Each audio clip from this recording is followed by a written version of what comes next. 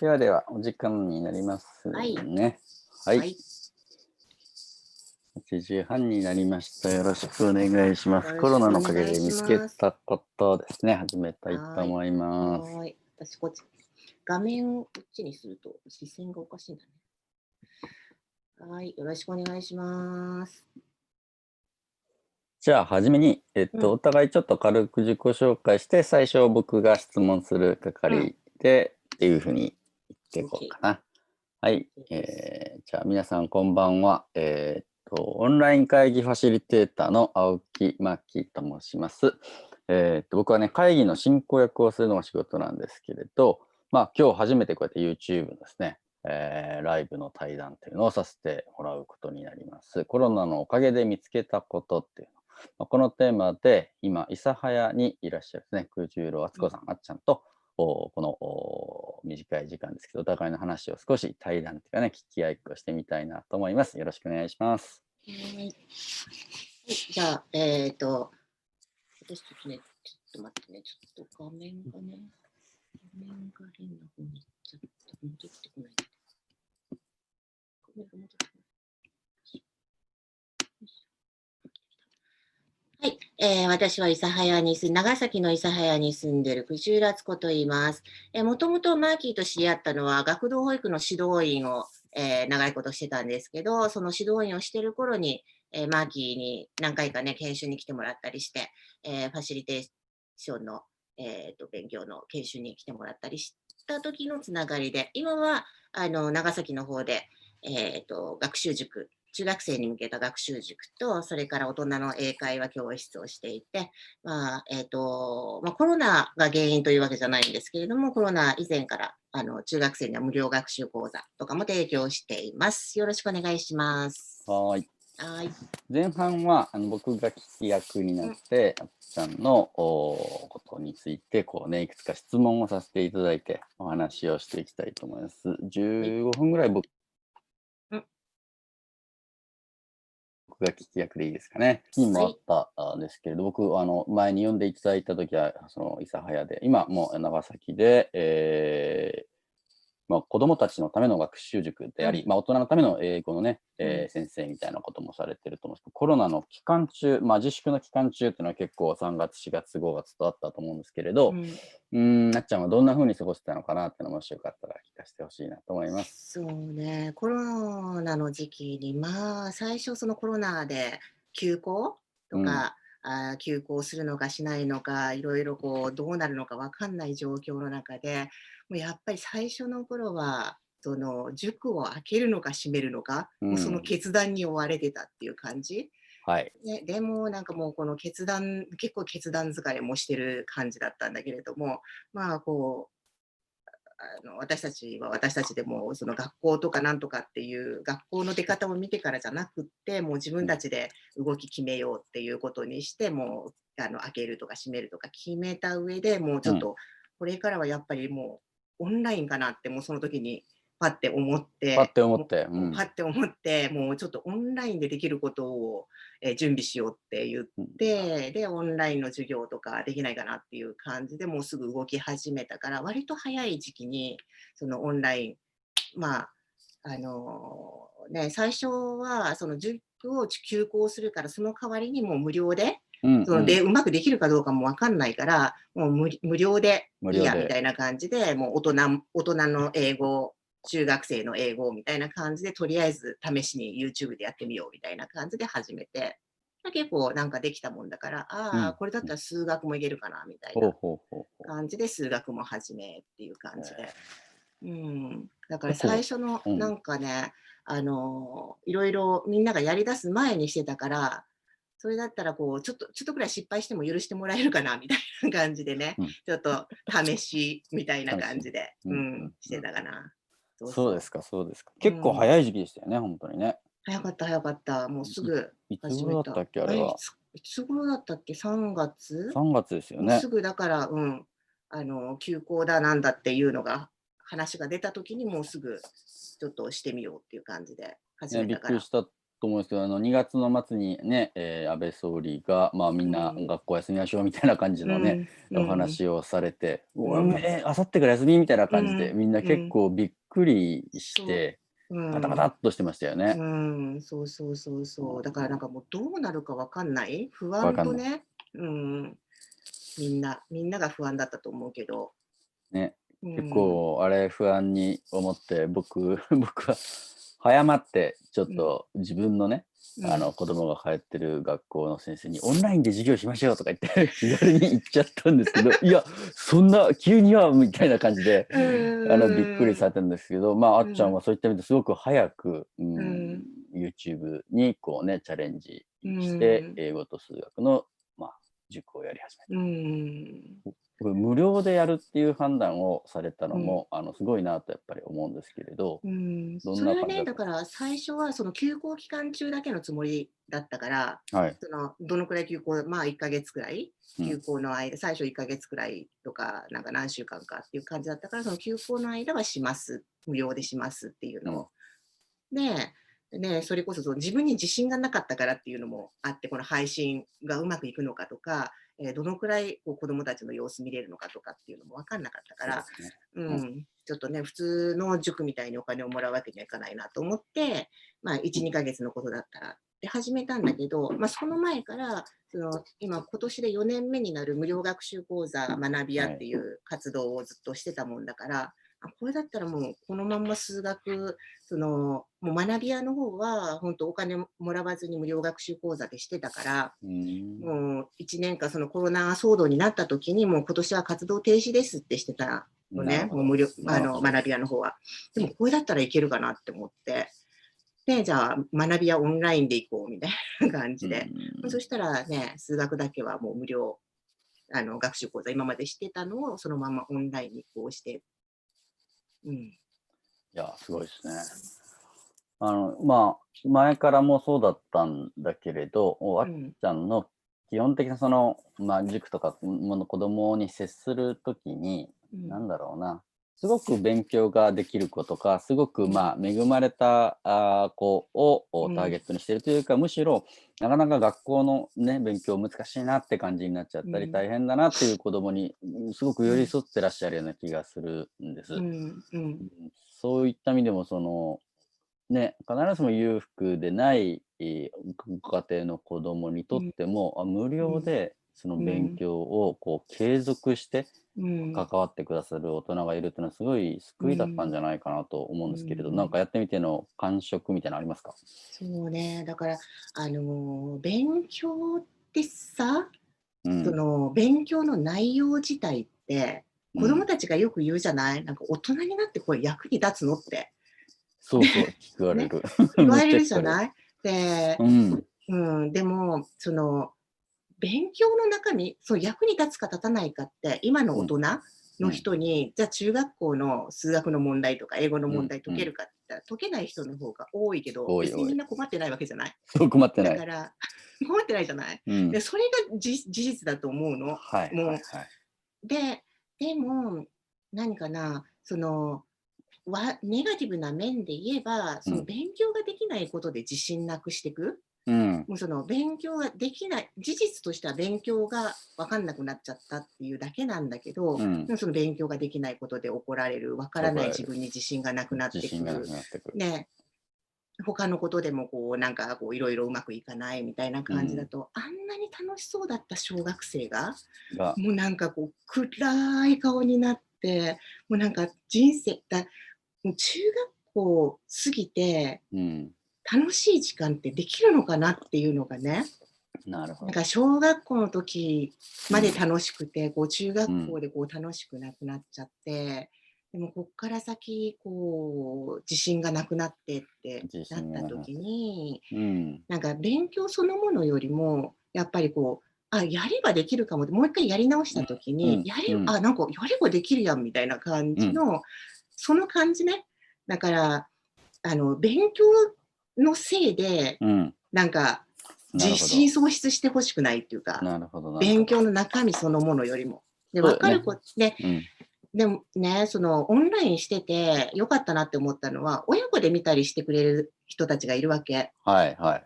そしたら、その親子で見てた大人の人の方が、親の方が、なんか学校の時はあんなに勉強嫌いだったのに、すごい面白いって。面白い。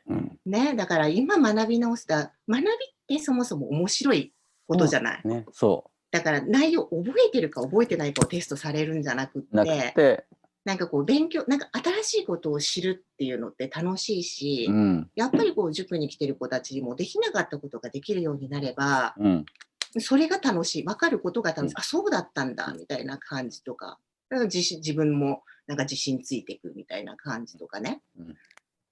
ね、その学び屋とかにしても、その、さっきも言ったように、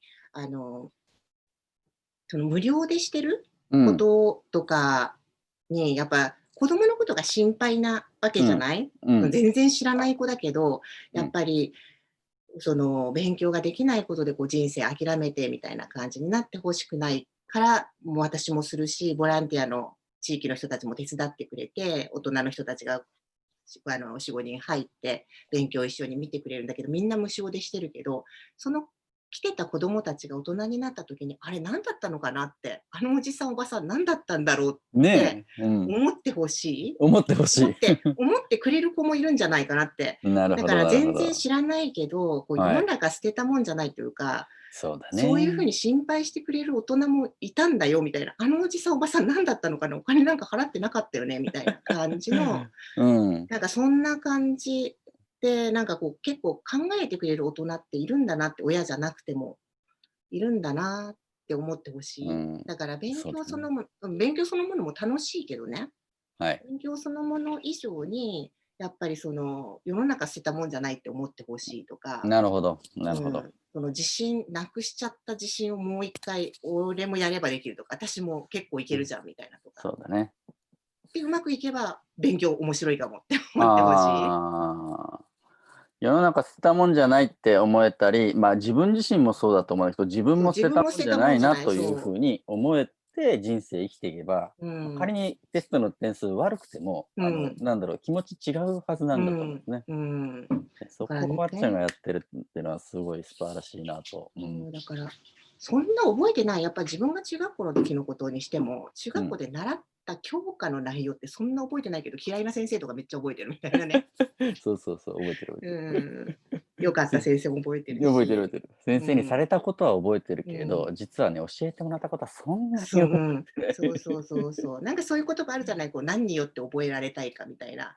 同じで、その勉強を通して、別に自分のことじゃなくてよ、勉強を通して何を学んだか、教科の中身を頭にどれだけ入れたかなんて、そんな大したことじゃないって私は思ってて、そういうことだね。調べればいくらでも出てくるし、そんな。それはね、今時はね、本当に検索したら何でも出るわけやから。で、もうその調べれば出てくることを必死に覚えるっていうね。必要だとも思うの。ね、必要だけれど、まあ子供のそもそもの自信とか心をくじくみたいな感じになってしまうのは本当残念だなと。そう。だからね、大人になってやり直してみたら楽しいって思える勉強なのに、子供の時一番学べる時に全然楽しくないっていうのはやっぱり不幸だよなって思う。不幸だよ、もったいないよね。さらになんか自信なくなってくとか、もうなんか学ぶ以上に弊害が大きいみたいなね。で、社会の中のヒエラルキーみたいな、なんていうの、こう上下で、こう下、もったいないなと思うんだよね。こう教育とか勉強で何やってんだろうなと思うんだけれど、苦手意識みたいなものを子供に刷り込んじゃってる場合があって、例えば音楽の授業とかでも、音楽の授業に私は音楽が苦手なんだってことをこう意識したりとかして、もうずっと音楽やらないみたいになっちゃうっていうふうなことになったりもするので、なんだろう、その辺、その人の心みたいなもの、やればできるとか学びって面白いなって思える関わりに、ね、なるといいね。今日の対談のタイトルね、コロナのおかげで見つけたことってことなんですけれど、まあコロナ自粛の期間中、こんな風に過ごしてたあっちゃんが、コロナのおかげで見つけたことは何ですかって聞かれたら、どんな風にお答えになりますか？そうだね。やっぱり改めて大人になって学ぶと楽しいっていう声が結構聞こえたことで、親子で一緒に勉強できるっていうのがね、楽しいとかね。やっぱり大人になって楽しいって思えることは、やっぱり学びそのもの、勉強そのものは楽しいことなんだなって思った。そうだね。やっぱりオンラインのおかげであちこちとつながれるこのメリットは大きいなって、大きいな。思ったかな。いや、そうですね。素晴らしいです。素晴らしいです。ーこれからなんかこんなことしていきたいとか、こんな方向性考えてるよってのありますか？今はね、ちょっと私手広げすぎてるから、もうこれはね、ちょっとね、もううちの同僚からも言われてるんだけど、ちょっとやることを整理しましょうって言われて、そうそうそうそう、やりたいことじゃなくて、やることを整理しましょう。やることを整理しましょう。そこがな。はい、やりすぎみたいな。やりすぎ。やりすぎ。ちょっと整理整頓っていつも言われてるんだけど。めっちゃ面白いそれ。はい、まあでもぜひね、やること整理整頓して、あっちゃんのエネルギーとか、その持っている力っていうのを、長崎の子どもたちをはじめ、たくさんの人にね、こうね、大人もそうだけど、学ぶのって楽しいなっていう風にして、やったら世の中捨てたもんじゃないぞって感じてもらいたいところですね。はい。じゃあちょっとね、選手交代。はい、これぐらいで15分。15分。じゃじゃん。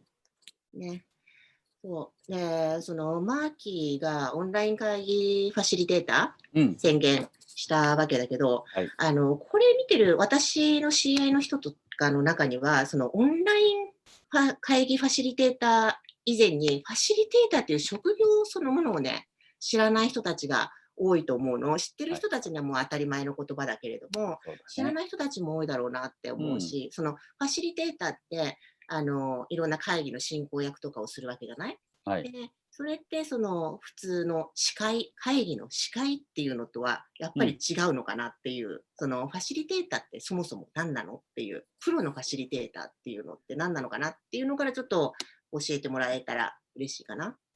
なるほど、なるほど。はい、ありがとうございます。ね、僕は2003年から青木正幸ファシリテーター事務所って言って、このことを専門にお仕事をする、日本で初めての会議ファシリテーション専門事務所というふうに言われてるんですけれど、を立ち上げてからずっと考えて、ファシリテーター何する仕事なんだろうなって、本当にね、自問自答しながらやってる。やっぱりそこに会議なら会議に参加した人が自分の思ってることとか、言いたいことを言いやすくする、他の参加者とやり取りしやすくするのが仕事なんだなと思っていて、司会と何違うのってよく聞かれるんですけど、本来的な司会ってそういうことなんだと。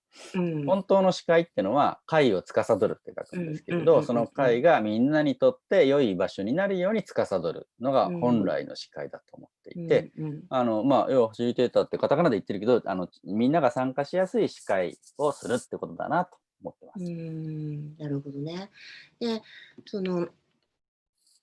会議っていうと、もうその会議のイメージ自体がね、なんか楽しいものじゃない。私もマーキーの研修を受けるまでは、やっぱり会議に参加するって言ったらもうアリバイ作りに行ってるような、もう見せかけ参加みたいな感じの、とね、あとはもう、自分が司会するときだったら、やっぱり一つは外部の、マーキーとかはメンバーじゃない外部から司会に入るわけじゃない？外部から入るメリット、やっぱり自分もそうだったけれども、当事者、そのメンバーの中から選んでると、自分もそのトピックに対して思い入れがあるもんだから、司会者が意見を語り出しちゃうみたいなところってやっぱりあるじゃない？でその辺ってやっぱりファシリテーターを、プロのファシリテーターを入れることって違ったりするのかな？そうね、やっぱり僕が、どんな組織にでも、いろんな組織にお邪魔するんだけれど、よそ者の会議進行役ですって言って入って、ね、でやっぱり誰か組織の内部の人がやると、その人のやっぱり持ってるエネルギーとか方向性みたいなのあるけれど、僕よそ者なので完全中立でやってみたいと思いますって言って、その会のリーダーの人もいるだろうし、昨日入ったばかりの新人さんもいるかもしれないけど、僕どの人も大事にしますので、どうぞ自由に意見言ってくださいねっていう立ち位置でやっぱり入ると、みんなが意見言いやすくなったりそのああ、組織の中でどうしてもね、上下関係とか人間関係っていうのがあるの。それを一回僕ね、知らないのでっていうふうに知らないふりができるんでね。で、みんなの率直な意見を出していただきやすい、時間を作るっていうのが僕の役割だと思ってます。そうね。なんかその辺はすごい大きいメリットかな。やっぱりなんか、もう誰がもう意見言う人決まってるし、決まってるしね。で、もう参加してる人たちはとにかくこう当てられないようにみたいな感じだったりとか、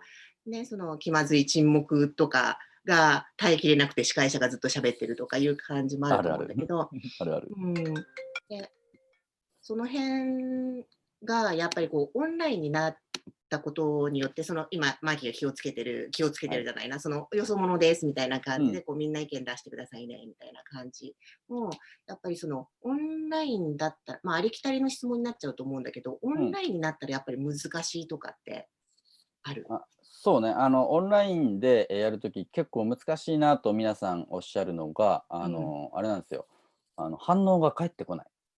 でね、みんな、普段のミーティングでもあんまり反応を返さないのに、オンラインだともう画面消しちゃったりとか、ミュートにしちゃったりして、なんか言ってもね、返ってこないみたいなことが非常に難しいとされていて。やっぱりそうなんだ。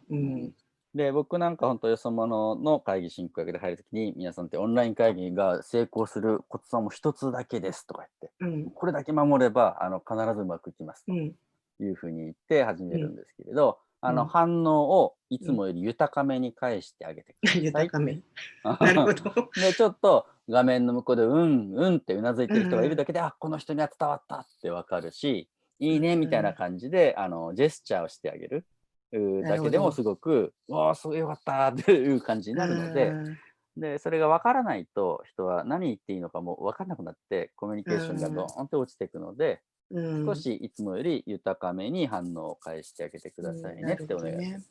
そうマーキーの研修を受けたときに、やっぱりその参加者、もう本当ね、20年ぐらい前の、15年以上前の話だけど、その時にやっぱり参加者とその司会者とみんなで作るもんなんですよみたいな話をしたのがね、ああ、なるほどねって、こうみんなでこう作ろうって、こうみんなコミットしようっていう意識があるかないかで会議ってものすごく大きく違うなって。もうとにかくなるべくね、もういるだけみたいな感じの参加者が多い会議ってこうね、どうしてもシーンとなりがちだけれども、みんながこう参加しようって思う。でそれがなんかオンラインになるとさらに難しいだろうなって思ったりして。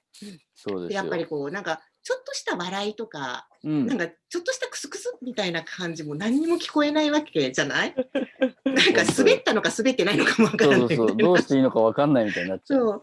で、それこそなんかこう、あ、なるほどねって思ったけど、そんなこれ、うんうんってうなずくだけでも、普通話してる時でもね、全然違うけど、やっぱそうなんだなっていうのが、なるほどね。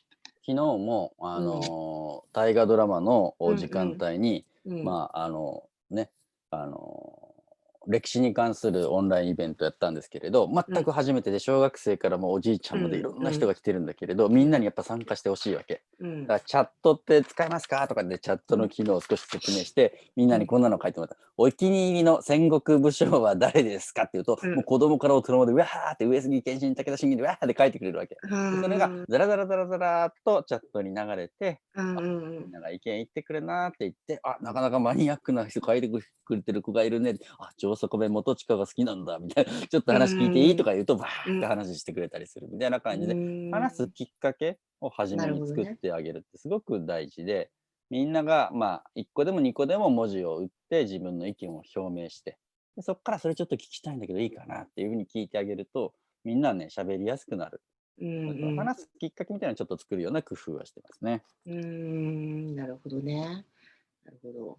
なんかね、そのオンラインだとこう活発な意見交換みたいな、こうちょっとしたタイミングとか話す時の、なんかこう声がかぶっちゃったりとか、こうミュートにしててくださいって言ったで、なんかこうなかなかそのミュートをつけ発言するのが難しいっていう、やっぱりそういうのもこうちょっとしたタイミングみたいなのもやっぱり難しいのかな。ね。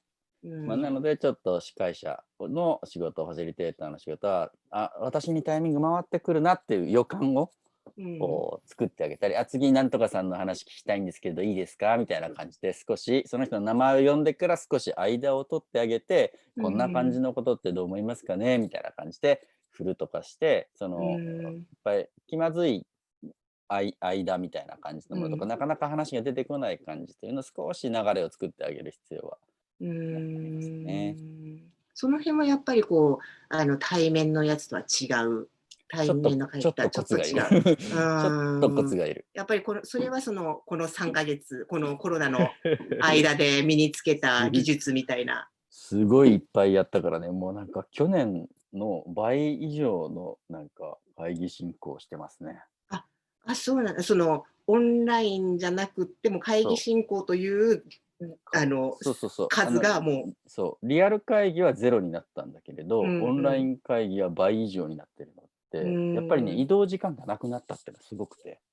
本当に朝北海道の人たちと話して、昼東京の人と話して、夜四国の人と話するとで、できるんだよね。なるほどね。倍以上仕事できる。1日、そうかね、倍以上できるよね、移動時間がないからね。もうだからいっぱいいっぱいになっちゃって、昨日バターンで倒れて、うちのかみさんに迷惑かけちゃったんだけど。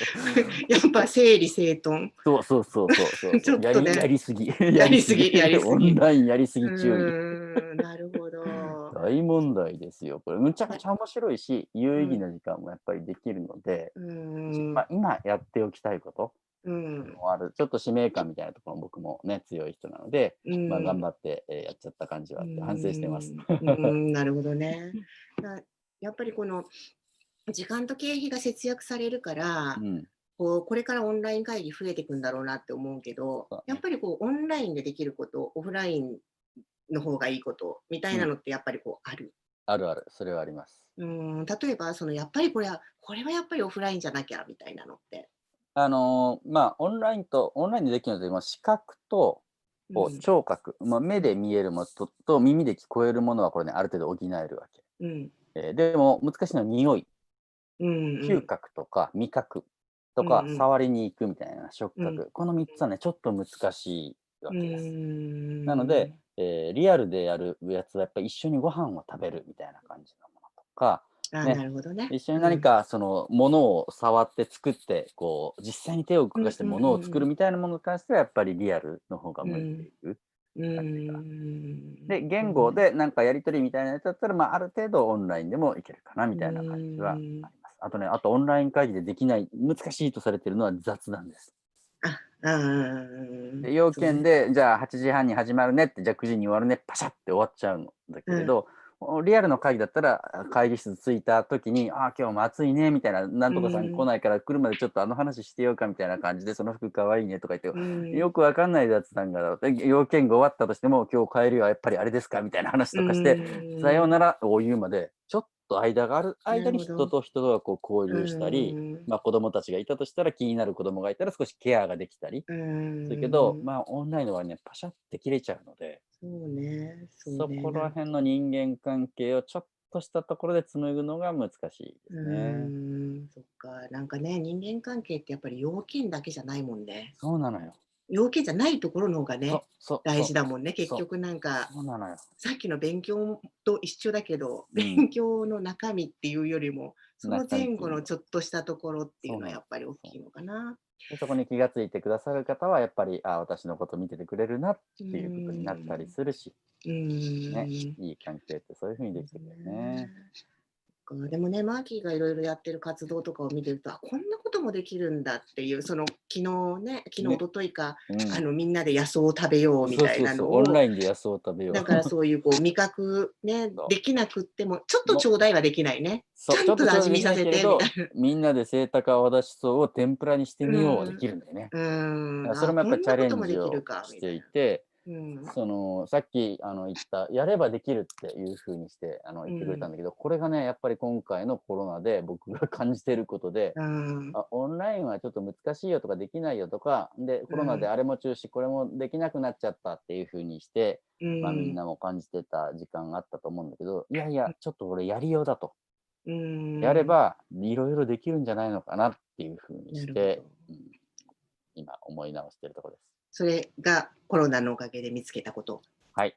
うで、ん。僕もうん。ずっとやっぱリアル会議ファシリテーターで20年近くやってきて、うん。もうやっぱりコロナで全部の仕事がなくなっちゃった時に一うん。回絶望したんですね。うんうん俺にはできるこうんうん。とがないと。うん。会議がないんだから。うんうんうん僕はできないんだっていうふうにすごい落ち込んだんだけれど、うん。でもオンライン今までね、苦手だからやんなかったやつもやって勉強しようと思えば、あ、すごく面白いって思えたり、うん。学ぶの楽しいって思えて、やればできるっていうふうにちょっと思えるようになってきたんだよね。うそれ自信ん。がやっぱりついてきたので、さっきのお話とうん。非常に近いと僕は思うんだけれど、うん。そのコロナのおかげで自分もまだうん。まだやればできるぞってう気持ちになりました。ん。なるほど。うん。なるほどね。コロナのおかげでね、コロナのおかげで自分も成長するね。そうそうそう。いや、コロナのおかげ、コロナなかったらね、僕この時期にここまで成長できてないと思うーう。めちゃめちゃん。勉強したし、う失敗しん。たし、チャレンジさせてもらいまうん、した。確かに確かに私もそうだな。なんうん。かもう、やっぱオンライン、これからはオンラインもねとか言いながらも、やっぱりこう後回しにしてたけど、なんかそうだよね。最優先事項になったみたいな。ぐぐって上がらざるを得ないもうんね。ーん。そっかそっか。じゃあ、今後していきたいことって言ったら？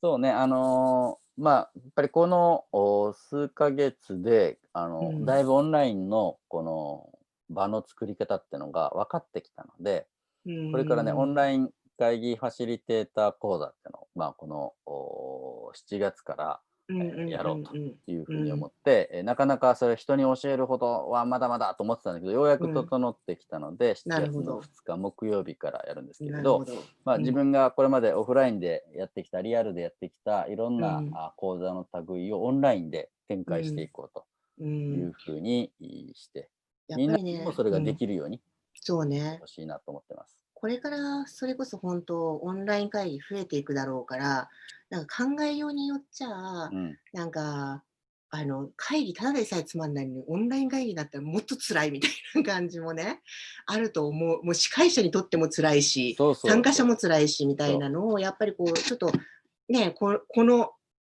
期間中に蓄積した、う。うん。なんかテクニックとか、いろいろ方ね。法とか、いろんなのをこうみんなにね、分け合ってもらえたら、その辺聞きたい人って多分いるんじゃないかなって、今日見てくれてる人にも。そうだね。もうこのリンクのね、こう下の方のコメうん、ント欄のとうん、うん。ころに、マーキーのホームページと、あ、ありがうちのホームとうございます。ページとこう貼っといて、ね。今後、だからその7月にそういう研修を何連発かでしていく感じ？とりあえずそうですね。1回、今のところ予7定してるの。月の2日、8、9みたいな感じで、18、うん。26とかで、こうどんどん、う7月んうん。中は、平日も週末も、ちょっと開催して、皆さんが来れるタイミングでね、う来ていただきたいーん。なと思ってます。そうね、やっぱりこう、これからそのオンライン会議とかで司会する人も参加する人もいるだろうから、やっぱり参加する人にとったら、こう、ちょっと豊かめにね、ね。豊かめにそうそ表現してあげるとか、う。うこん。う、丸とか、なん丸かこう、ちょだけって。っとね、うん、うん。そういうジェスチャーしてあげるだけで違うんですよとか、参加者にとってもね、で、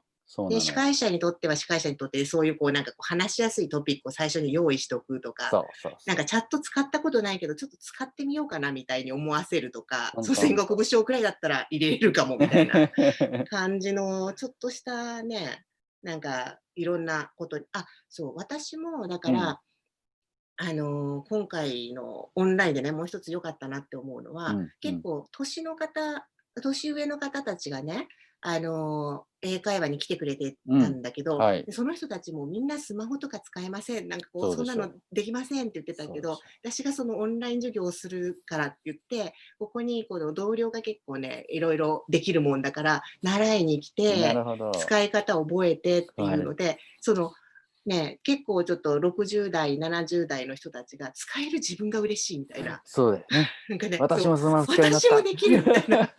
私これで今日お母さんオンライン授業だからとかいう自ああ、分がかっこいいみたいなね。かっこいい。そう。それはね、すごい良かったなって。だからもう、それこそやっぱり自分はもうできないって思ってそるう、大人そうそう、の人もね。だそから、やろうと思えば、そうやってこう、授業を見たいとか、みう。うん、んなと一緒にこう、私も見れるんだって思ったら、やっそぱり何歳になってもできたら嬉しい。できなかっう。たこ嬉しいとができるよ嬉しい。うになったら。うん。だからその上杉謙信って入れるだけでも、ね。いや、なんかチャット使ったぜみたいやっな、たぜみたいなんだろうね。な感じがする。だからそういうやっぱりね、このコロナが他の人にとってもね、いろんなこうチャレンジのきっかけになったらそうですね。嬉しいね。本当なんかいそうですね。ろいろ入ってくれてるよ、あ、質なんかコ問どうぞ。メント入ってますか？ありがとうございまそうそす。う。ね、竹の鮮魚店っていうのは、私うん。が英会話クラスを魚屋で英会話っていうのをしておお、るんだけど、魚屋で英会話の魚屋で、魚屋さんが見てくれてそう、るの？オンそのライン魚屋。早かったよねって書いてくれてありがとうございそうます。そう。ね、だから私がそのオンラインにしたのが早かうん。ったから、ねえ、すごいですそうね。そう。ああ、そう。で、その下の、うん。あきこさんははい。生徒さんで、はあすごい面は白い仕事で初めて、ファシリテーターのことだよあ。ああ、あね。りがとうございます。ファシリテーターはうん。面白い仕事なんでそうすよ。そう。ね、私はそのあきこさんにはね、ちょっといろいろこの研修もお知らせしようかなとか思ってあ、て。ありがとうございまうん。す。うーそん。う。あとはあ本間玲とは？子さん。私も今回の成長させてもらいましたっああ、て。玲子さん、そうでしょう。なるほど。玲子さんはマーキのお知り合い。いや、ほんま玲子さん、そう、知ってる。おお、やった、うん。嬉しい玲子さんだ、多分あの玲子さんだ。はーい。玲子さん、はーい。コロナのおかげで成長させてもらいいやー、ましたって。ほんとですよ聞ね。きたい。なんかゆっくり聞きたいですよね、みんなの成それぞれ長も。ね。うーん。そう、遠くても参加できる。そう、これはね、やっぱりね、距離のバリアが取れるっていうのはいいよびっくりしたね。ね。うん、ほんと。昨日も大河ドラマの時間でとか言ったら、私アメリカから参加ですとかで、おお。とかアメリカからですかみたいな。なかなかね、アメリカからだと漫画家の先生のサイン会とか行けないんでとか、そりゃそうですよああ、ねとか言って、ズームでやれてよかったですねとか言って。それもお部屋にお邪魔してみたいな。アメリそうそうそうカから漫そう。画家の先そ生のお部う。屋にお漫画家の邪魔して。先生のアトリエにお邪魔できると思ってませんでしたとか言ってすごいああ、喜んでましたよ。ほんとだよね。そう、だからその学びはもうほんと、うん。近所の子供たちでも通えるような感じで、その3年間してきた。もうほんと、で、入る部屋も決まうん。ってるし、うん。人数ももう10人までって制限してたけど、オンラインにしたら、人数も制限しなくていいし、そうだね。なんかね、その姫路とかね、うん。愛知とかうん。ね、熊本とかいろんなとこうん。ろからさ、子供たち参加してくれて、ね。で、やっぱり今のこのオンラインの素晴らしさね、で、私たまたまね、うん。iPad タッチペンに変えてたの。だから、はいはい。その子供たちに、こう見えるのかな、ほら。見える見える見える、こんな風に全然。さ、書いてあげれるんだね。うん。そうそう、毎回ね、10問の理解度テストっていうのを、もへう分かってんのか分かってないのか分え。かんないから、とりあえそうず10だね。問ね、出しやて、出して、で、それにこうね、タッチ赤ペン先生ペンでこう、できるんだ。赤ペンいい先生ができね。て、すごいな。すごい時代になったな。ねえ、もうほんとすごい。だっておじいさんみたいな、おいや、じいさんってすごい時代になもうびっったの。くりしたよ、ほんとほに。んと、ほんとよ。ああ、もう、これ何でもできね、るぞみたいな感じになってもますよ、時今や。空を超える感覚、ほんとあ、時空を超える。そうですね、グラね。ビティ後藤さん。うん。ねえ。後藤さんはね、カヤックの達うん。人ですね。ええ、川のカヌーの達人で。ああ、そうこの人になんだ。教えてもらうと、むちゃうん。むちゃ一瞬で上手になるっていうね。ええ、そうなん教えだ。るのが上手な人って不思議だと思うんだけど、その人がどこでつまずいてるかがあね、見えあ、るんだよね。で、ちょろっうん、と教えてあげるだけで、ぐんって前に行くう感じがあって、多分あんちゃんーん、がしてる仕事もそういう仕事なんじゃなういかなと思います。ーん、あ、できたって思うので、もっうん。とカヤックが面白くなるみたいなう感じなの。ーん、うん。そうなんだ。ええ、そう、ほんと、このね、距離を取っ払える、うん。素晴らしいね。いや、面白い時代にうなってきましーん、たよね。ほんだかと。らこそ、今本当に必要な学びとか、まあ、大人もこうやってね、うん、学んで成長うできる機ん、会を作るっていうのはうすごくん。大事だなと。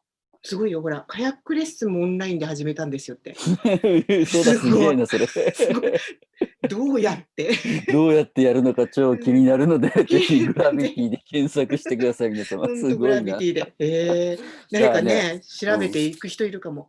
そ私のその生徒さんう、うん、の旦那うん。さんがね、なんかカヤックしたいっていう人があ、いたから、本当、オンラインでそういいね。あるらしいですよって言っとかなくっちゃ。いや、普通ね、カヌーとかってオンラインはまあ無理でしょうって思うんですよ。でもね、うん、できるのでやればできるですから。そう。だから、志賀さんのうん。ズームで観察会っていそうそううのに行ったそうそう。時に、うん。こんなこともできるんだっでて、その観きるんだ。察会もできるんだって、そもううなのよ。なんかこう野外活動、アウトドアうん。はもうそれこそなんか自分で行かなきゃダメだってダ思ってメだって。たけど、うんなんか人が人ね、その疑似体験だからそうそ結構その車椅子の人とかもこういう感覚あるんだろうなってう。ね。思う。なんかうん。誰かがしてる体験をまるで自分がしてるかのように感じることができる。はい。比嘉さんがこうつけてるカメラカメラで見をてるのが、なんかこう自分がそこ散歩してるみたい。なるで、こう見つんだよね。けたら、あ、いたい嬉しい。たみたいな、あれ痛い痛いみたい痛い。なる。な。そうそうそうん。うそう。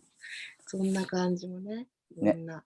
で、それがやっぱりテレビとやっぱりちょっと違うの、このリアルタイムでうんうん。やり取りできるってことだね。うん。違う、もうちょっとうんうん。右右って言ったら、ちょっと見てくれたりするのが、それはテレビと大きな違いで、そうね。もう双方向性、私たちが今一緒にいるんだなっていううん。感じがすごそう。く素敵だなと思っあ、て。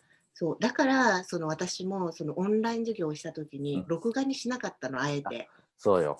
だから録画だと、そなんかこう一緒にいる感がないかう。ら、ないからだからそもうYouTube でライブ配う。うん、信するうん、けど、それうん。はアーカイブせずに後でせずに。も見れませんっていう、なるほどなるほど、そのその時時しかダ限りですと。メっていう。うんうん。そうすると、なんかこう一緒に時間過ごしてる感がやっぱりある。目の前でなるほどね。話してるんだなっていう、そう自分に向そうそう。かって話してるんだなっていうそう。感じもあるそう。し、うん、そこそですよ。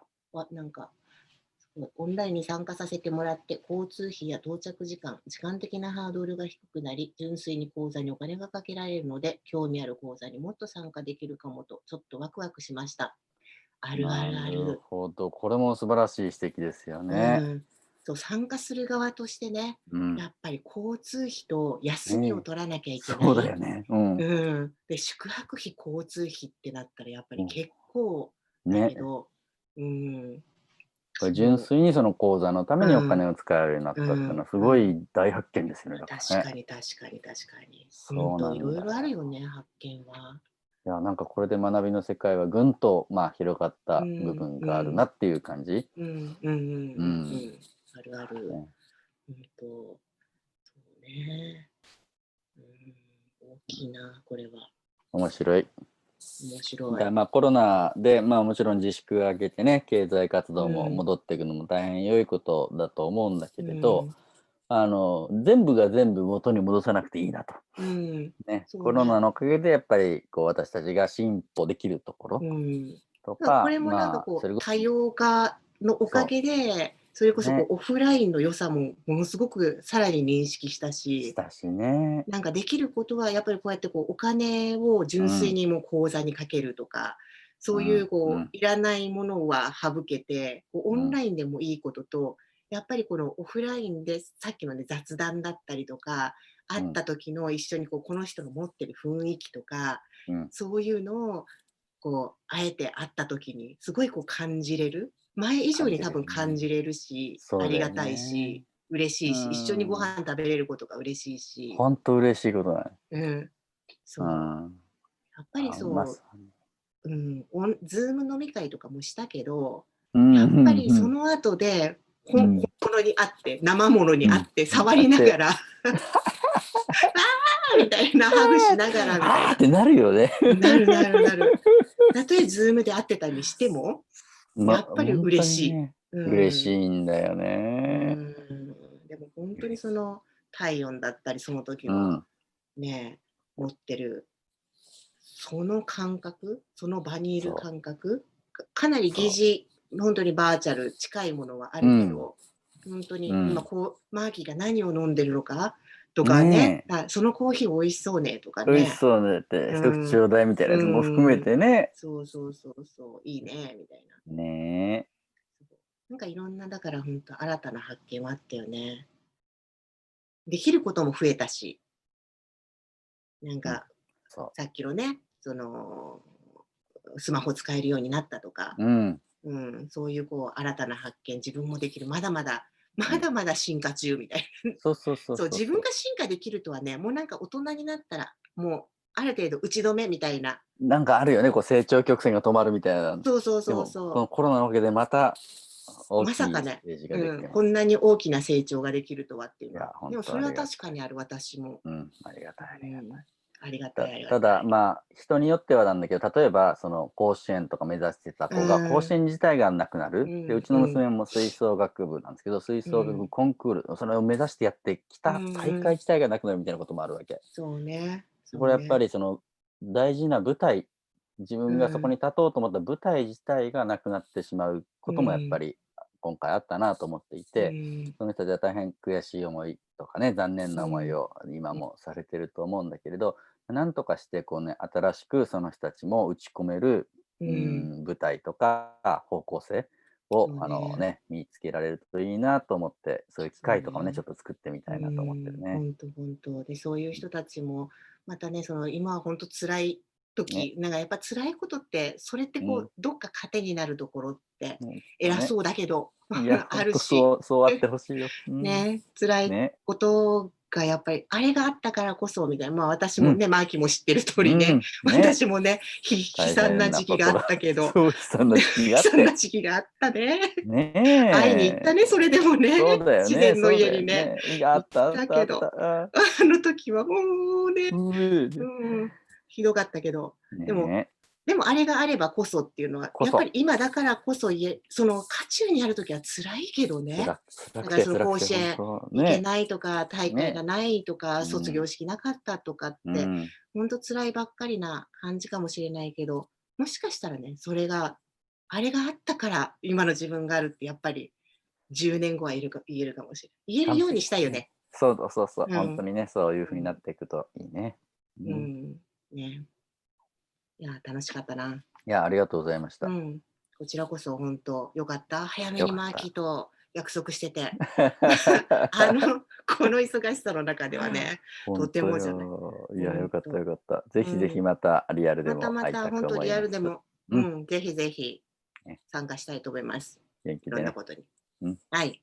また、ね、他の、皆さんもね、はい、視聴いただいて皆さん本当ありがとうございました。ありがとうございました。コメントいただいた皆さんもありがとうございました。こんな感じで45分のね、YouTube ライブ対談、コロナのおかげで見つけたことでございました。